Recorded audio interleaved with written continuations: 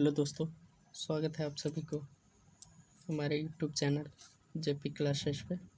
आज हम लोग क्लास 8 का परिमेय संख्या रेशनल नंबर के कुछ टॉपिक को लेकर आया हुआ हूँ, जिसमें हम लोग टॉपिक देखेंगे परिमेय संख्याओं के गुणन एवं विभाजन के गुण।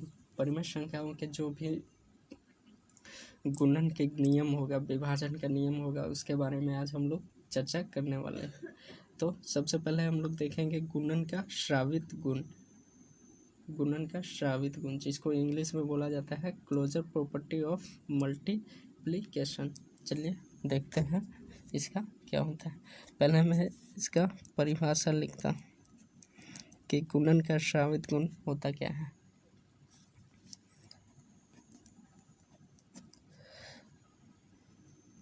जब हम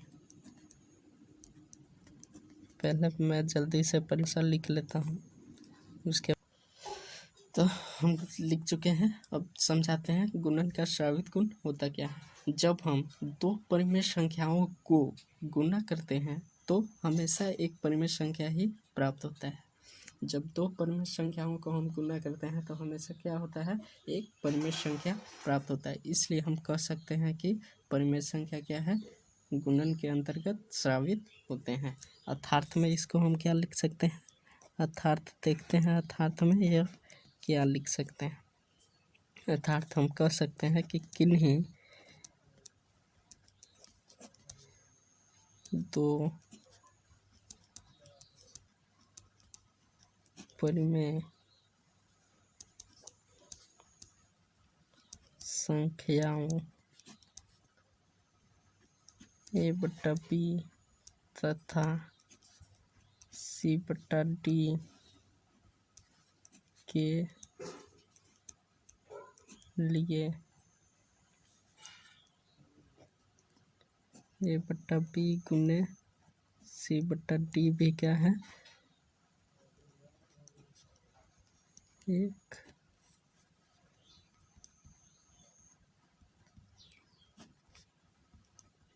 परिमेय संख्या है,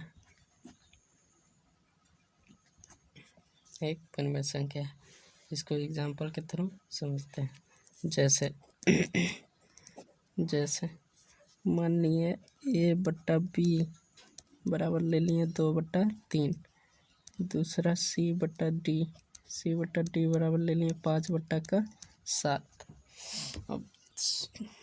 अब हम लोग परिभाषा पढ़ कर आए हैं कि जब हम दो परिमेय संख्याओं को गुणा करते हैं तो हमेशा एक परिमेय संख्या प्राप्त होता है। इसलिए हम इसे गुणन का श्रावित गुण कहते हैं, माने गुणन के अंतर्गत श्रावित होते हैं। तो पहला परिमेय संख्या मान लिए a हो गया, दूसरा e। अब दोनों को गुणा करने पर भी परिमेय संख्या आना चाहिए। तो चलिए गुणा करते हैं। गुणा में क्या कर लेंगे, a/b गुने c/d गुणा करते हैं। a/b के जगह पर कितना है, 2/3 गुने c/d के जगह पर 5/7। इसको गुना करेंगे तो 5 दूना का 10, 7 और 3, 7 3 21। ये भी एक क्या आ गया, परिमेय संख्या है। ये भी एक क्या है, परिमेय संख्या है। यानी यह परिभाषा सही है कि जब दो परिमेय संख्याओं को आपस में गुणा करते हैं तो हमेशा क्या होता है, एक परिमेय संख्या ही प्राप्त होता है। ये था पहला गुण। दूसरा गुण देखेंगे।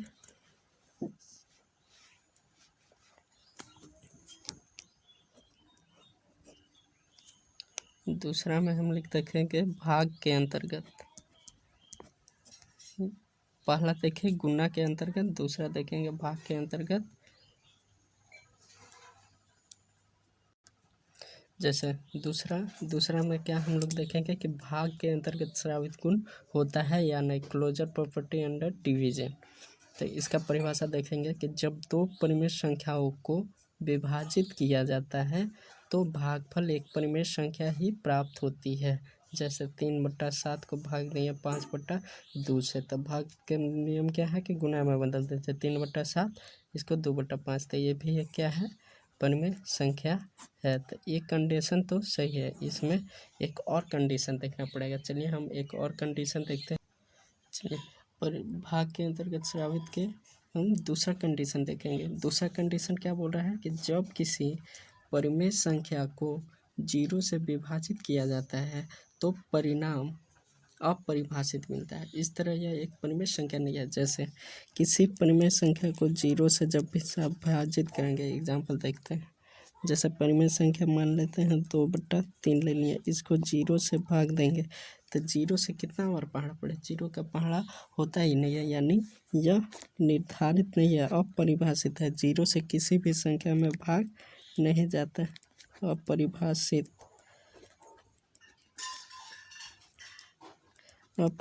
है, इसका निर्धारण ही नहीं किया जा सकता। तो इसमें क्या हो गया कि पहला कंडीशन में तो जब भाग दे रहे हैं एक परिमेय संख्या को दूसरे परिमेय संख्या से, तब पहला कंडीशन में परिमेय संख्या आ रहा है। दूसरा में जब किसी परिमेय संख्या को 0 से भी भाग दिए तो अपरिभाषित हो गया। तो इससे क्या निष्कर्ष निकलता है, इससे नोट बन के आता है। अतः नोट क्या बनेगा,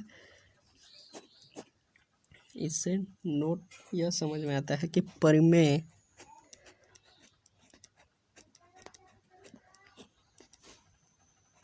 संख्याएं, जो परिमेय संख्याएं हैं, भाग के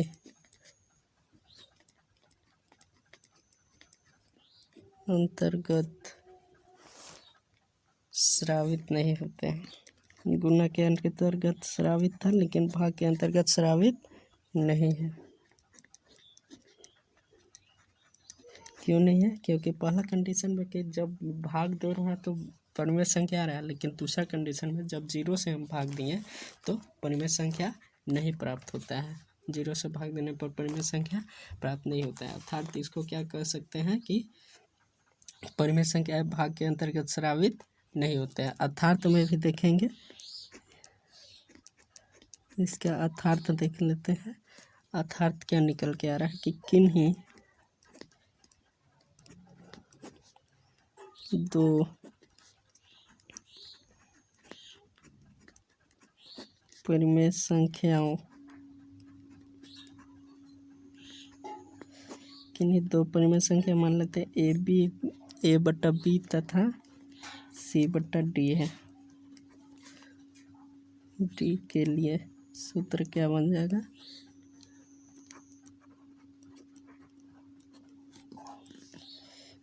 a/b भागे c/d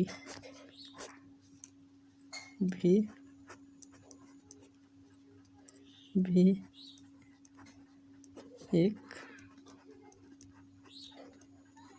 परिमेय संख्या है। बस c/d के जगह पे क्या नहीं होना चाहिए, शून्य नहीं होना चाहिए।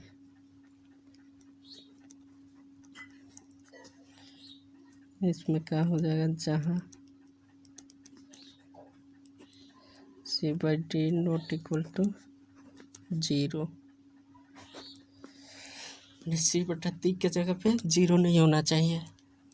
0 आ जाएगा तो वह अपरिभाषित हो जाएगा। बाकी परिमेय संख्या होते हैं ये भी, लेकिन अंतर्गत परिमेय संख्या भाग के अंतर्गत स्रावित नहीं होते। अब तीसरा गुण देखेंगे। तीसरा गुण हम लोग देखेंगे कि गुणन के अंतर्गत क्रम विनिमय नियम। गुणन के अंतर्गत क्रम विनिमय नियम, तो इसका परिभाषा क्या होता है कि जब दो परिमेय संख्याओं को किसी भी क्रम में गुणा करने पर समान गुणनफल प्राप्त होता हो, उसे परिमेय संख्या का क्रम विनिमय नियम कहा जाता है। जब दो परिमेय संख्याओं को किसी भी क्रम में जब हम गुणा करेंगे तो गुणनफल हमेशा क्या आएगा, समान आएगा, एक ही तरह से गुणनफल आएगा, तो उसको क्रम गुणन के अंतर्गत क्रम विनिमय नियम कहा जाता है। अर्थात देखेंगे इसका अर्थात, किन्हीं दो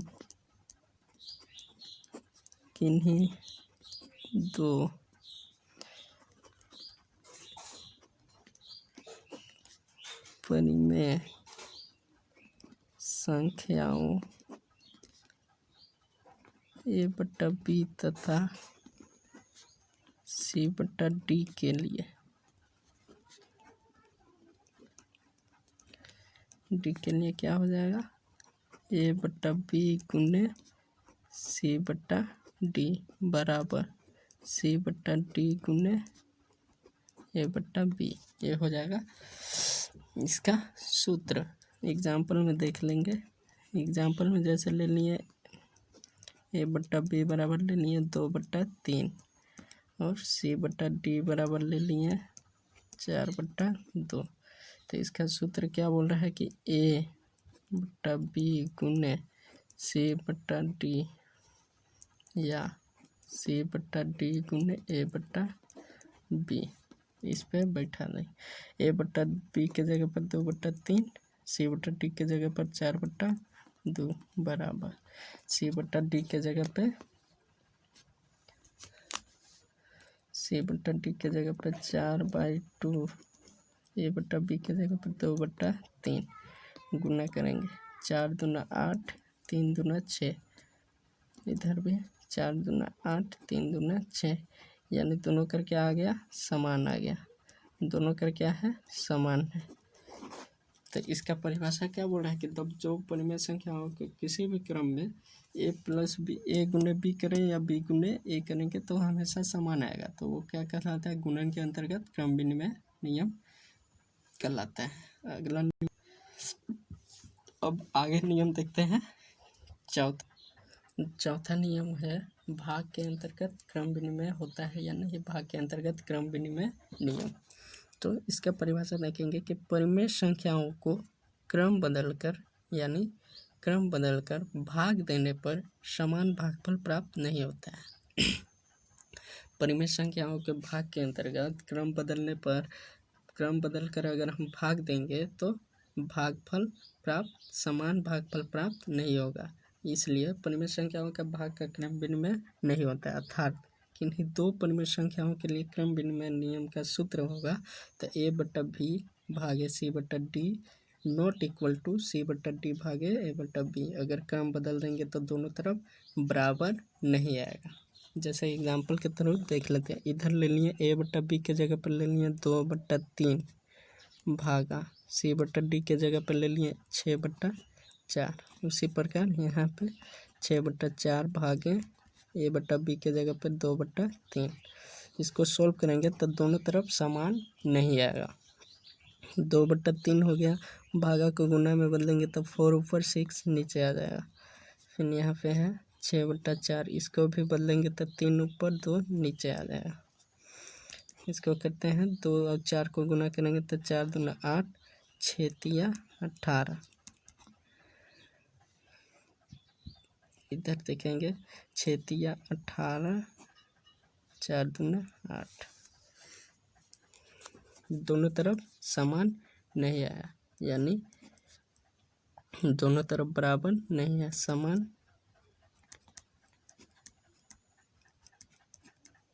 नहीं है। अतः हम क्या कह सकते हैं कि भाग के अंतर्गत क्रम विनिमय नियम नहीं होता है। अब इसके बाद अगला नियम देखेंगे, पांचवा। अगला नियम है गुणन की सहचार्यता। गुणन का सहचार्यता। पांचवा नियम क्या है कि गुणन के अंतर्गत सहचार्यता का नियम। इसका परिभाषा होगा, परिमेय संख्याओं को किसी भी क्रम में समूह बनाकर गुणा करने से समान गुणनफल प्राप्त होता है। परिमेय संख्या को किसी भी क्रम में अगर क्रम बदलकर गुणा करेंगे तो हमेशा क्या आता है, समान गुण। तो हम कह सकते हैं कि परिमेय संख्याओं के लिए गुणन का सहचार्य नियम होता है। अर्थात किन्हीं 3 परिमेय संख्याओं के लिए सूत्र ये होता है। इस तरह से क्रम बदल कर करेंगे तो हमेशा क्या आएगा, एक समान गुणनफल प्राप्त होता है।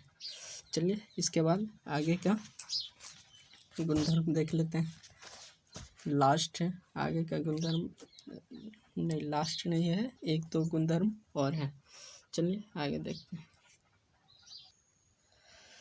छठा नियम है भाग का सहचार्यता। तो परिमेय संख्याओं के लिए भाग सहचार्य नहीं होता है। क्यों नहीं होता है? क्योंकि भाग के किसी भी क्रम को अगर हम किसी भी क्रम में बदल कर भाग देंगे तो दोनों का समान नहीं आता है। इसलिए भाग का परिमेय संख्याओं का सहचार्य नियम नहीं होता है। उसके बाद है